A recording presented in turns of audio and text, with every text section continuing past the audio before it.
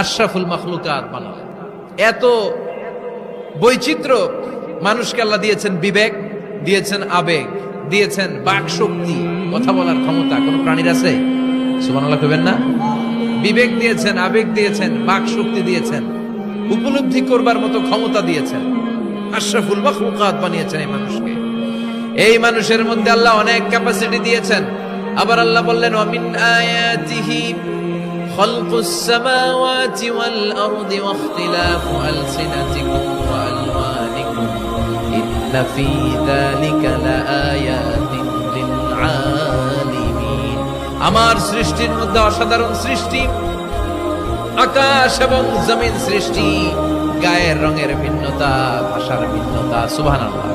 আমরা কোন ভাষায় কথা বলি? কথা বলেন? আপনি কি মনে করছেন সারা ওয়ার্ল্ডে এই ভাষায় কথা বলে? ইন্ডিয়ানরা বলে হিন্দিতে, ইংরেজরা বলে ইংরেজিতে, আরাবিয়ানরা বলে আরবিতে, ঠিক কিনা? আমার দেশের বাইরের প্রথম সফর ছিল 2008-এ। সেই থেকে এক যুগ চলছে এখন সফর। ওই সফর যে কত দরকার ছিল, ওই সফরের আগে এই গ্লোবাল ইসলামকে দেখার সুযোগ আমার হয়নি। মানুষের যে কত ভিন্নতা, কত ভাষায় যে মানুষ কথা বলে। 2008 সালে আমি যখন আমার ইউনিভার্সিটিতে গেলাম, মাগরিবের সালাতের সময় পৌঁছেছি। আজান হওয়ার সাথে সাথে দেখলাম students of more than 100 nationalities they are coming out from their hostel to offer Maghrib prayer.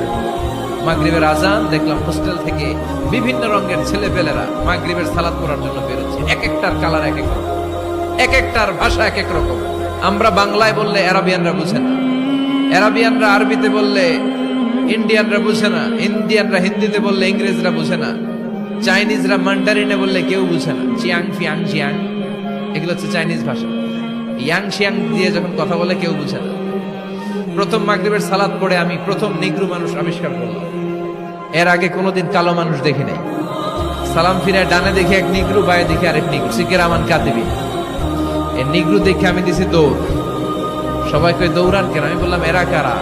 আমারে বলা হলো এরা আপনার বন্ধু। এরা কি? এই কালো লোক নাকি আমার বন্ধু। বললো 5 বছর এই নিগ্রুদের সাথে আপনার থাকতে হবে। 100টারও বেশি দেশের ছাত্র আমরা একসাথে থেকেছি। কারো ভাষা কেউ বুঝে না, কারো গায়ের রঙের সাথে কারো গায়ের রঙের মিল নাই। চিল্লায় বলেন সুবহানাল্লাহ। এজন্য রব্বুল আলামিন বললেন, লাকাদ খালাকনাল ইনসানা ফি আহসানি তাকওয়িম। আমি মানুষকে চমৎকার আকৃতিতে তৈরি করেছি। সুম্মা রাদাদনাহু আসফালা সাফিলিন। তারপর মানুষকে আমি আবার নিম্নমুখী করেছি। মানুষের সৌন্দর্যটা সব সময় থাকে না। এই যে যুবক অবস্থায় আমাদের কি সুন্দর চামড়া, কি সুন্দর দেহ,